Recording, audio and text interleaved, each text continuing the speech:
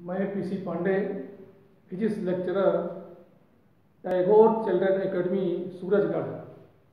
जैसा कि आपको ज्ञात है कि इस लॉकडाउन में बच्चों के शिक्षण में व्यवधान न आवे, इसको देखते हुए Tagore children academy online classes को जारी किया है, जिसमें हमारे अनुभवी शिक्षकगण अपने वीडियोज बना करके आप तक पहुंचा रहे हैं।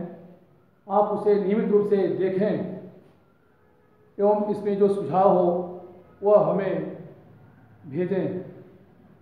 आज मैं नया चैप्टर इलेक्ट्रिक कैपेसिटेंस के बारे में बताना है। इलेक्ट्रिक कैपेसिटेंस अर्थात विद्युत धारिता। इस चैप्टर का अध्ययन करने के पहले इसमें कुछ डिफिनीशंस हैं, उस डिफिनीशन से पहले हम परिचित होते हैं, जैसे कि conductor, insulator, dielectric materials, dielectric constant, polarisation vector क्या है। पहले इनके बारे में हम अध्ययन करते हैं। पहले स्टडी करते हैं कंडक्टर यानी चालक। चालक ऐसे मटेरियल या ऐसे सबस्टेंस को कहते हैं जिनमें फ्री इलेक्ट्रॉन होते हैं, जिनमें आप चार्ज इजीली एक प्लेस से दूसरे प्लेस तक फ्लो कर लेते हैं, जिनमें करंट इजीली फ्लो हो जाती है, उसे हम चालक कहते हैं। अर्थात चालक ऐसे पदार्थ होते हैं जिनमें आवेश एक स्थान से दूसरे स्थान तक आसानी से प्रवाहित हो जाते हैं, जिनमें विद्युत धारा का आसानी से प्रवाह होता है, उसे चालक कहते हैं।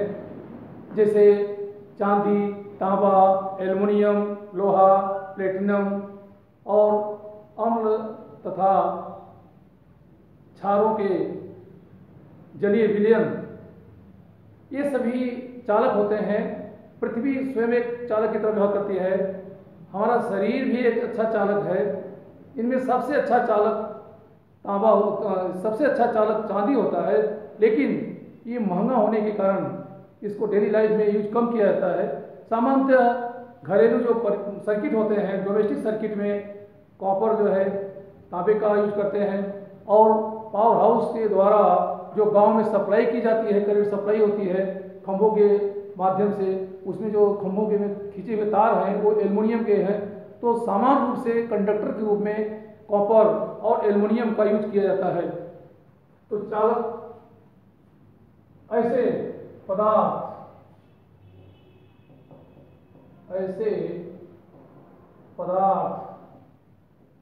जिनमें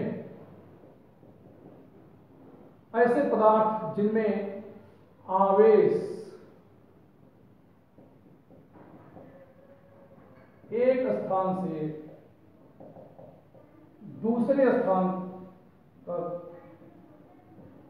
एक स्थान से दूसरे स्थान तक आसानी से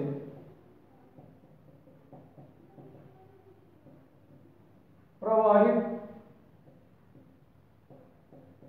हो सकते हैं,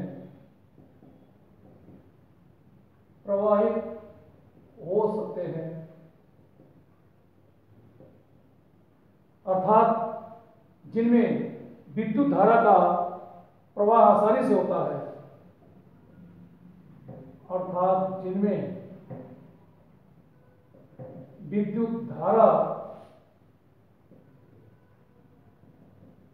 का आसानी से प्रवाह होता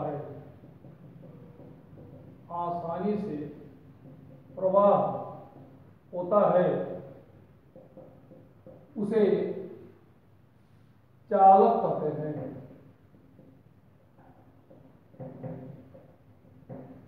मुख्य रूप से चालकों में जैसे चांदी, सिल्वर, सोना, तांबा, एल्युमिनियम, लोहा आदि, ये सभी चालक रूप में प्रयोग करते हैं। इनमें हमारा शरीर, ह्यूमन बॉडी एक अच्छा कंडक्टर होता है और सामान्य रूप से जो अम्लों क्षारों के जलीय विलयन होते हैं ये भी अच्छे चालक की तरह व्यवहार करते हैं। इसमें सबसे अच्छा चालक चांदी होता है। पुनः हम अध्ययन करते हैं विद्युत रोधी पदार्थ या कुचालक। कुचालक या विद्युत रोधी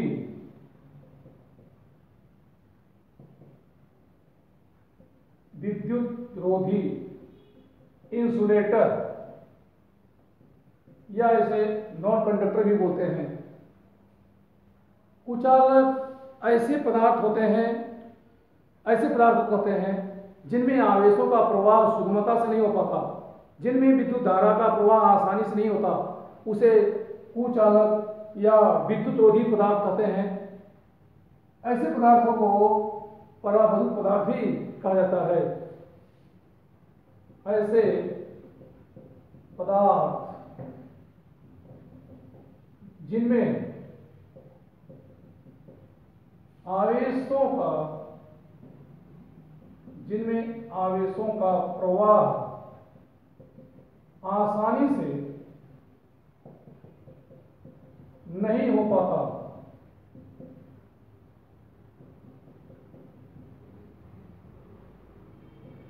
अर्थात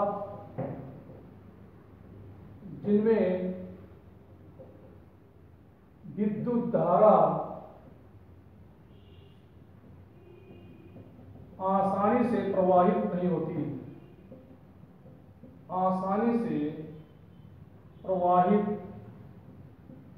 होती,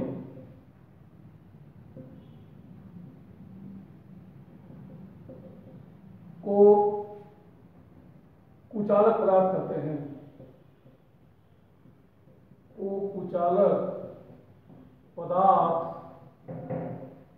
कहते हैं। जैसे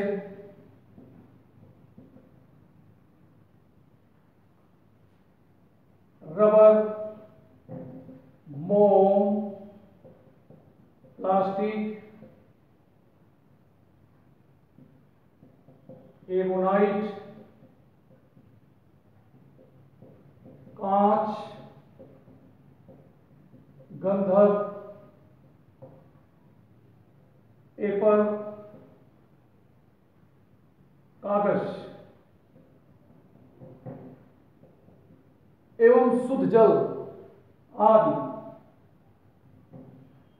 ये कुचालक होते हैं। रबर, मोम, प्लास्टिक, एबोनाइट, कांच, गंधक, शुद्ध जल, सरसों का तेल, पोर्सलिन, ये ऐसे पदार्थ होते हैं जिनमें मुक्त इलेक्ट्रॉन नहीं बहते, जिनमें आवेशों का प्रवाह आसानी से नहीं हो पाता, विद्युत धारा आसानी से प्रवाहित नहीं होती, वो कुचालक कहलाते हैं। तो सामान्यतः चालक वे होते हैं जिनमें मुक्त इलेक्ट्रॉन पाए जाते हैं, कुचालक वे होते हैं जिनमें मुक्त इलेक्ट्रॉन नहीं होते हैं। अब हम अध्ययन करते हैं मुक्त एवं बद्ध इलेक्ट्रॉन। मुक्त एवं बद्ध इलेक्ट्रॉन।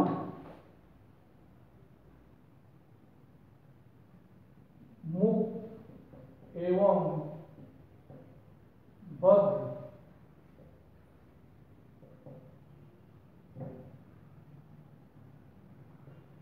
इलेक्ट्रॉन।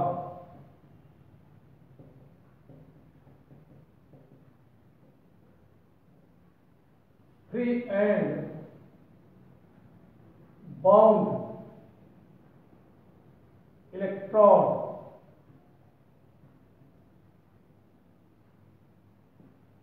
सामान्य रूप से हम यह जानते हैं कि प्रत्येक पदार्थ, चाहे वो ठोस अवस्था में हो, गैसीय अवस्था में हो या द्रव्य अवस्था में हो, परमाणुओं से बना होता है और परमाणु के अंदर धनावेशित नाभिक होता है जिसके चारों ओर इलेक्ट्रॉन भिन्न भिन्न ऑर्बिट में राउंड लगाते हैं, उसमें घूमते रहते हैं। नाभिक के चारों ओर इलेक्ट्रॉन भिन्न भिन्न ऑर्बिट में चक्कर लगाते हैं।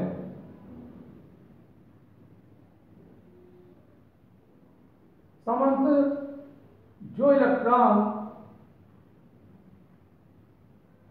नाभिक के समीप की ऑर्बिट में होते हैं उन पर धनावेशी इस पॉजिटिव चार्ज न्यूक्लियस के कारण अट्रैक्टिव फोर्स ज्यादा कार्य करता है, इन पे आकर्षण पर ज्यादा लगता है, जिससे ये नाभिक से बद्ध होते हैं। ये परमाणु के अंदर स्वतंत्र रूप से इधर उधर गति नहीं कर पाते, इनमें इनका पदार्थ के अंदर सुगमता से विचरण नहीं हो पाता, इसलिए ये बद्ध इलेक्ट्रॉन कहलाते हैं।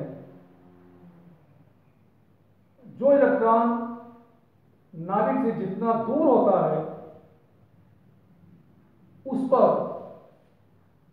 धनावेशित नाभिक के कारण लगने वाले आकर्षण बल का मान कम होता है, क्योंकि हमें जानते हैं कि नाभिक के अंदर प्रोटॉन एवं न्यूट्रॉन पाए जाते हैं, जिसमें न्यूट्रॉन विद्युत उदासीन होता है, प्रोटॉन धनावेशित होता है, यानी नाभिक के धनावेशित होने में प्रोटॉनों का योगदान है।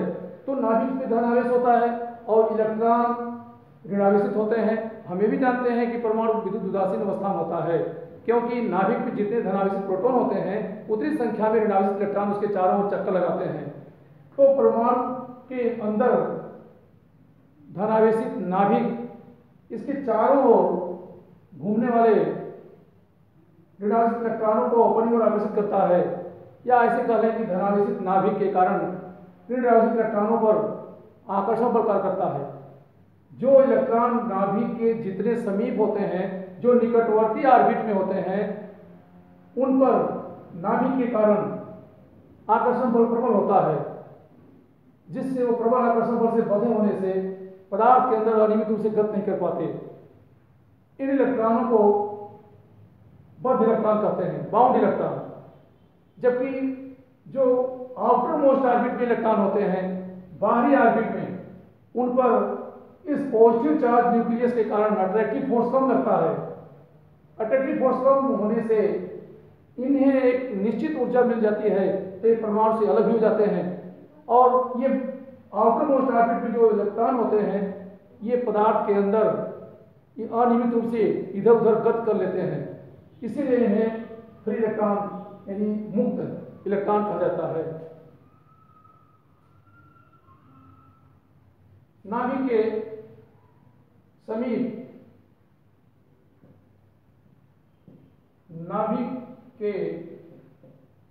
समीप की कक्षाओं में घूमने वाले इलेक्ट्रॉनों पर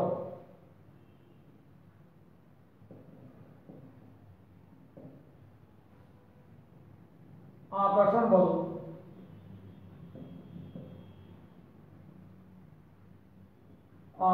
बल प्रबल होता है।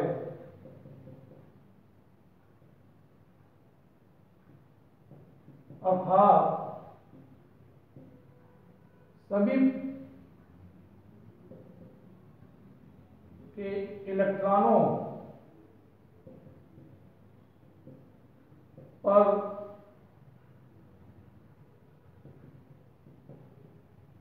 आकर्षण बल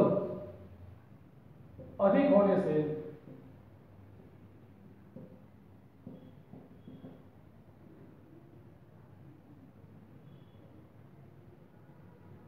ये नाभिक से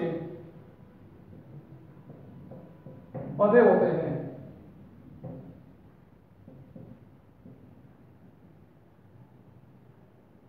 ऐसे इलेक्ट्रॉनों को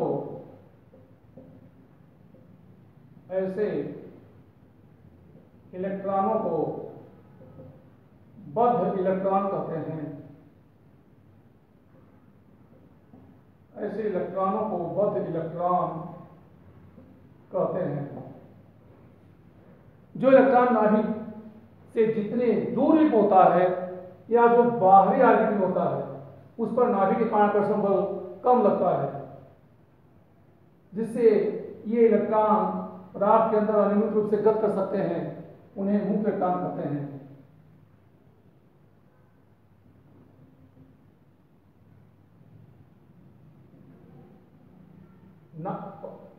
नाभिक के बाहर की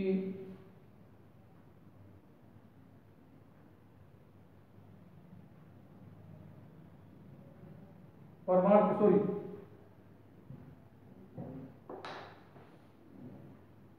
जो इलेक्ट्रॉन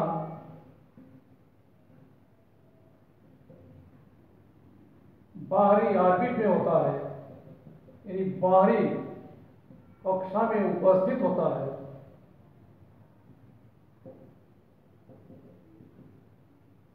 उस पर नाभिक के कारण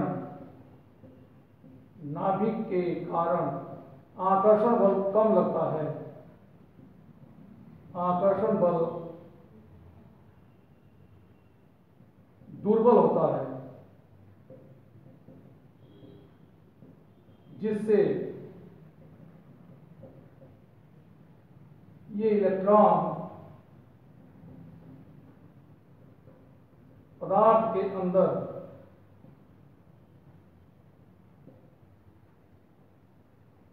गति करने के लिए स्वतंत्र होते हैं।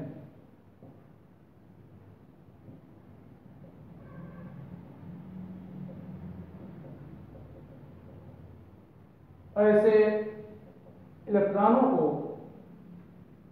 स्वतंत्र होते हैं, इन्हें मुक्त इलेक्ट्रॉन कहते हैं। इन्हें मुक्त इलेक्ट्रॉन कहते हैं। इससे क्या होता है कि जो इलेक्ट्रॉन नाभिक के जितने समीप होता है, उन पर नाभिक के कारण आकर्षण बल उतना प्रबल होता है, जिससे वे अपनी ऑर्बिट को छोड़ करके अलग नहीं हो पाते हैं, अर्थात वो नाभिक से प्रबल रूप से बंधे होते हैं। इन इलेक्ट्रॉनों को बद्ध इलेक्ट्रॉन कहते हैं। जबकि नाभिक से जो इलेक्ट्रॉन नाभिक से जितनी अधिक दूरी पर होता है, या ये कह लें कि जो इलेक्ट्रॉन सबसे बाहरी ऑर्बिट होता है, उस पर नाभिक के कारण आकर्षण बल का प्रभाव कम होता है। आकर्षण बल का प्रभाव कम होने से ऐसे इलेक्ट्रॉन आसानी से पदार्थ के अंदर अनियमित रूप से गत कर सकते हैं। ऐसे इलेक्ट्रॉन को मुक्त इलेक्ट्रॉन कहते हैं। अब हम परावैद्युत पदार्थ के बारे में अध्ययन करते हैं।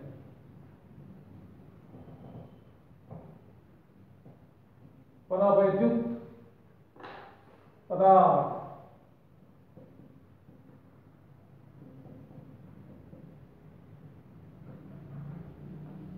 परावैद्युत पदार्थ डाइलेक्ट्रिक सबस्टेंस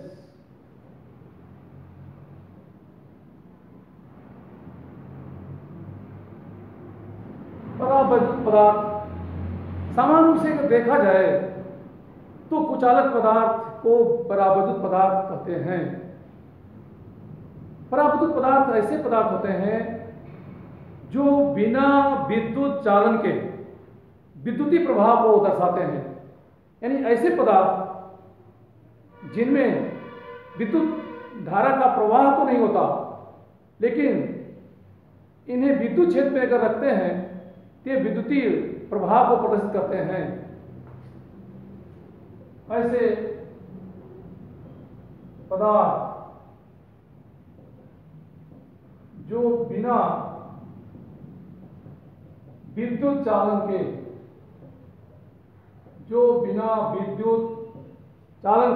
अर्थात बिना विद्युत धारा के प्रवाह के, ऐसे पदार्थ जो बिना विद्युत चालन के विद्युतीय प्रभाव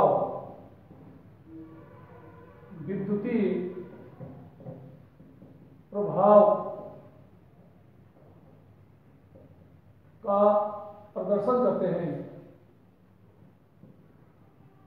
विद्युत प्रभाव का प्रदर्शन करते हैं, को परावैद्युत पदार्थ कहते हैं। परावैद्युत पदार्थ कहते हैं। जैसे कागज, एमोनाइट,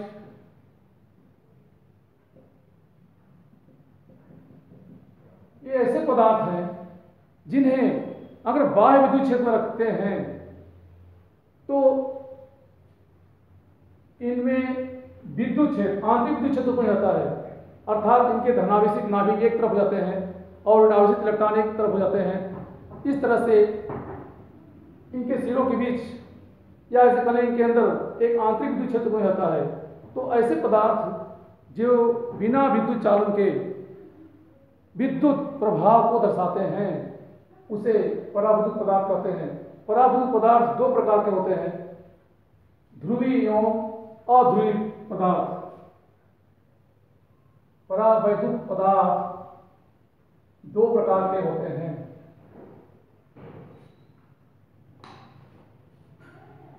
नंबर 1 ध्रुवीय। ध्रुवीय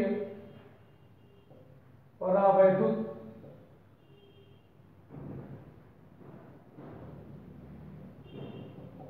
पदार्थ पोलर डाइलेक्ट्रिक सबस्टेंस। ध्रुवीय परावैद्युत पदार्थ ऐसे पदार्थ होते हैं जिनके अणुओं में धनावेशों एवं ऋणावेशों के गुरुत्व केंद्र भिन्न होते हैं, या ये कह लें कि ऐसे पदार्थ जिनके अणुओं में धनावेशों एवं ऋणावेशों के वितरण केंद्र संपाती न होकर पृथक पृथक होते हैं उसे ध्रुवीय परावैद्युत पदार्थ कहते हैं। ऐसे पदार्थ जिनके अणुओं में धनावेश एवं ऋणावेश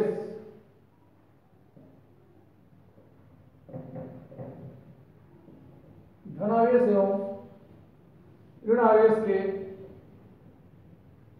वितरण केंद्र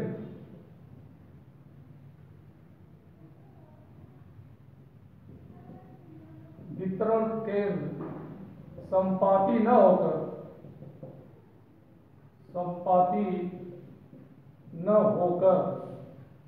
बल्कि पृथक पृथक होता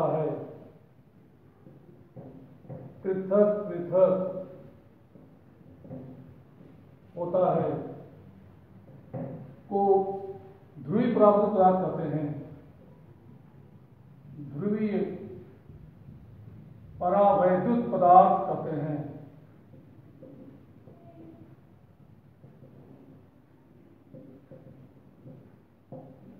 जैसे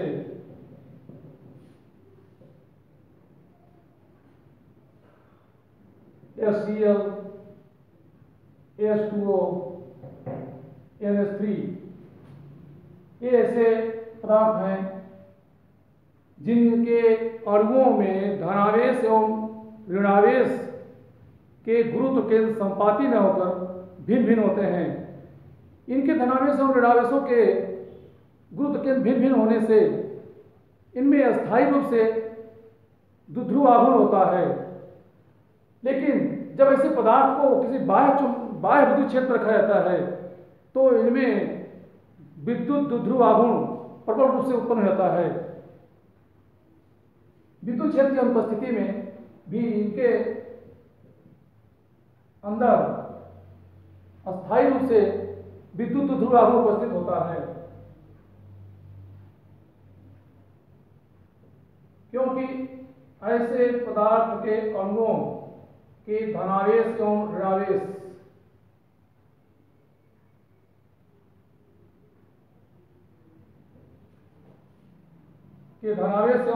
ऋणावेश का वितरण केंद्र भिन्न भिन्न होता है। यहां हम देख रहे हैं कि विद्युत क्षेत्र के अनुपस्थिति में भी ऐसे पदार्थ के धनावेश एवं ऋणावेश एक दूसरे से कुछ अंतराल पर होते हैं, जिसके कारण इनमें स्थायी रूप से विद्युत द्विध्रुव आघूर्ण उपस्थित होता है। किंतु जब ऐसे पदार्थ को किसी बाह्य विद्युत क्षेत्र में रखा जाता है तो इनके आवेशों का संरेखण रहता है। संरेखण होने से धनावेशों और ऋणावेशों के बीच अंतराल बढ़ जाता है, जिससे ये प्रबल रूप से द्विध्रुव आघूर्ण उत्पन्न करते हैं।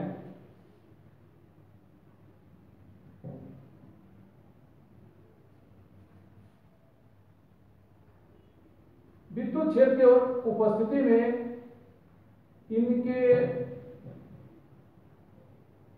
अणुओं का संरेखण होता है,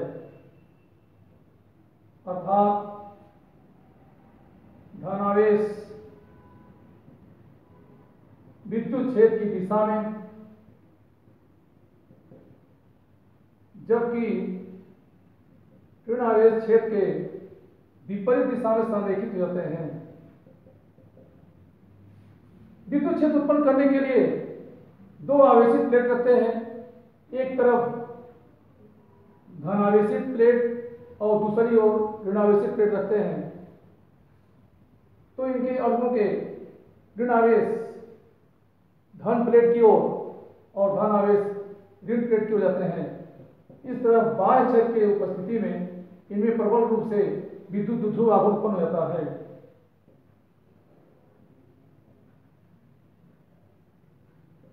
बाह्य क्षेत्र की अनुपस्थिति में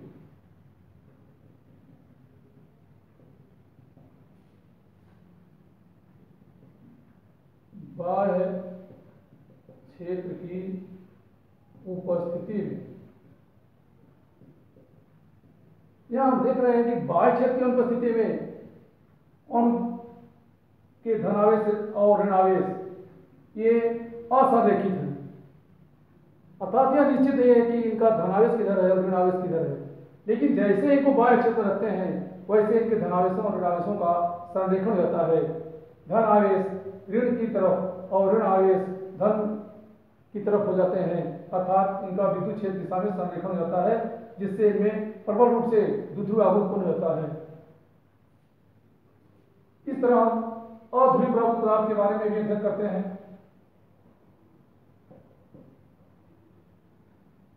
अध्रुवीय परावर्तित पदार्थ non polar dielectric substance, non polar dielectric substance.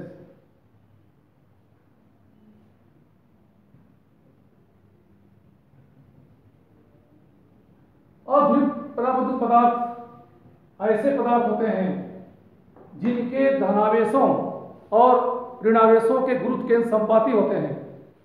धनावेशों और ऋणावेशों के वितरण केंद्र संपाती होने से इनमें ध्रुव आघूर्ण का मान शून्य होता है। किंतु ऐसे पदार्थ को जब बाह्य विद्युत क्षेत्र पर रखते हैं तो इनके धनावेशों और ऋणावेशों के बीच में कुछ अंतराल रहता है, जिससे इनमें द्विध्रुव आघूर्ण उत्पन्न होता है।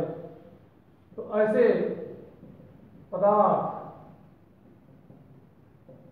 जिनके अणुओं में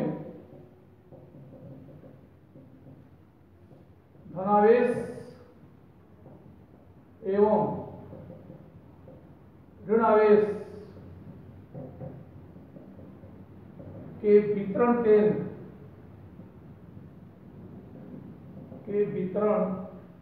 केंद्र संपाती होते हैं,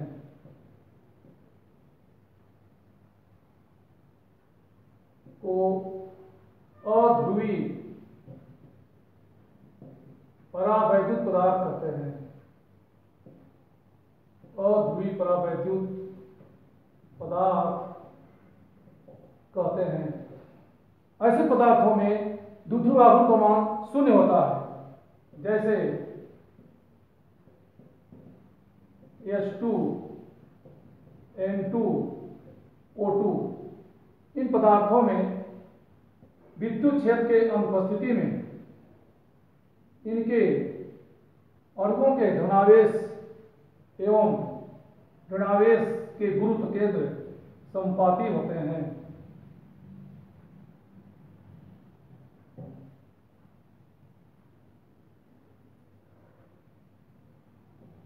किंतु जब ऐसे पदार्थ को किसी बाह्य विद्युत क्षेत्र में लाते हैं तो इनके धनावेशों एवं ऋणावेशों के बीच पृथक्करण हो जाने से इनमें द्विध्रुव आघूर्ण उत्पन्न हो जाता है।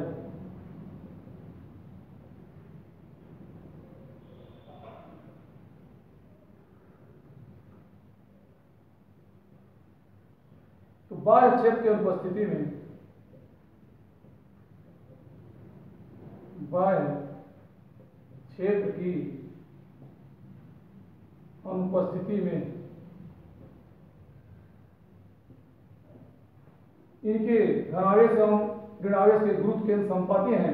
संपाती होने से इनमें द्विध्रुव आघूर्ण का मान शून्य होता है। किंतु जब ऐसे पदार्थ को बाह्य क्षेत्र में लाया जाता है तो इनके धनावेशों और ऋणावेशों के बीच पृथक्करण हो जाता है। पृथक्करण हो जाने से इनके बीच द्विध्रुव आघूर्ण उत्पन्न होता है।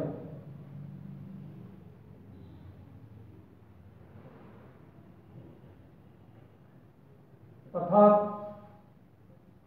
इनके धनावेश क्षेत्र की दिशा में जबकि ऋणावेश क्षेत्र के विपरीत दिशा में स्थानित हो जाते हैं। बाह्य क्षेत्र के उपस्थिति में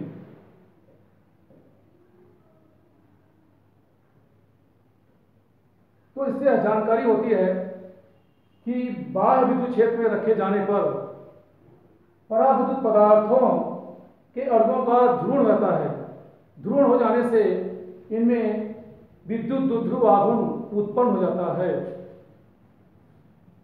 बाह्य विद्युत क्षेत्र के प्रभाव में परावैद्युत पदार्थ में विद्युत द्विध्रुव आघूर्ण का प्रेरित हो जाना ध्रुवण परावैद्युत पदार्थ का ध्रुवण कहलाता है। तो हम परावैद्युत पदार्थ के ध्रुवण के बारे में अध्ययन करते हैं। परावैद्युत पदार्थ का ध्रुवण, परावैद्युत पदार्थ का ध्रुवण, polarization of dielectric material, polarization of dielectric substance. इसके पहले हम अध्ययन कर चुके हैं कि जब कोई परावैद्युत पदार्थ बाह्य विद्युत क्षेत्र में रखा जाता है तो बाह्य विद्युत क्षेत्र में रखे जाने पर इनमें विद्युत द्विध्रुव आघूर्ण उत्पन्न होता है। इस तरह बाह्य विद्युत क्षेत्र के प्रभाव में परावैद्युत पदार्थ के अंदर विद्युत द्विध्रुव आघूर्ण का प्रेरित हो जाना परावैद्युत पदार्थ का ध्रुवण कहलाता है। बाह्य विद्युत क्षेत्र के प्रभाव में बाह्य विद्युत क्षेत्र के प्रभाव में परावैद्युत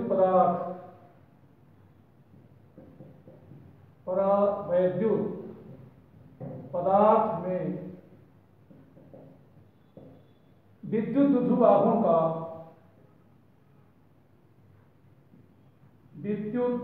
द्विध्रुव आघूर्ण का प्रेरित होना या विद्युत द्विध्रुव आघूर्ण का उत्पन्न होना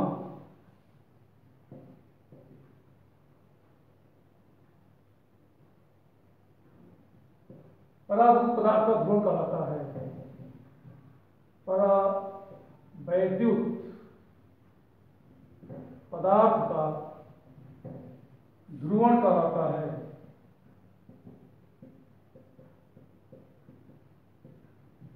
तो परावैद्युत पदार्थ को विद्युत क्षेत्र में रखने से इनके अंदर विद्युत द्विध्रुव आघूर्ण उत्पन्न होता है और विद्युत द्विध्रुव आघूर्ण का उत्पन्न होना ही परावैद्युत पदार्थ का ध्रुवण कहलाता है।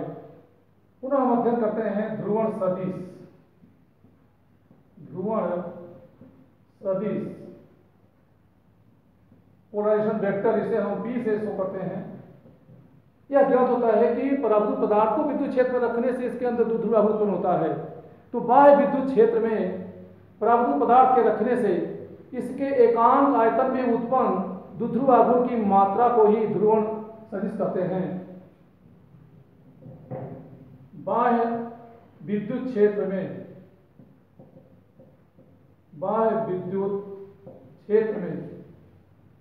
परावैद्युत पदार्थ को रखने से इसके एकांक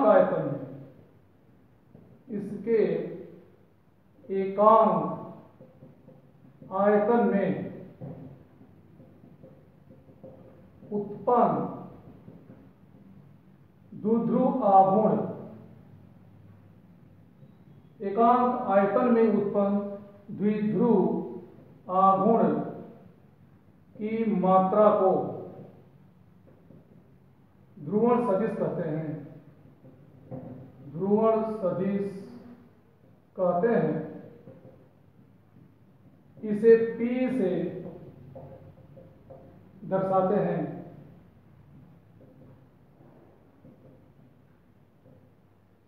यह देखा जाता है कि ध्रुवण सदिश विद्युत क्षेत्र के समानुपाती होता है।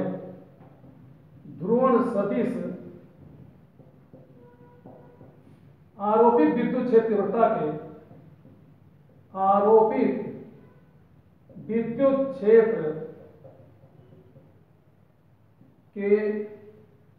समानुपाती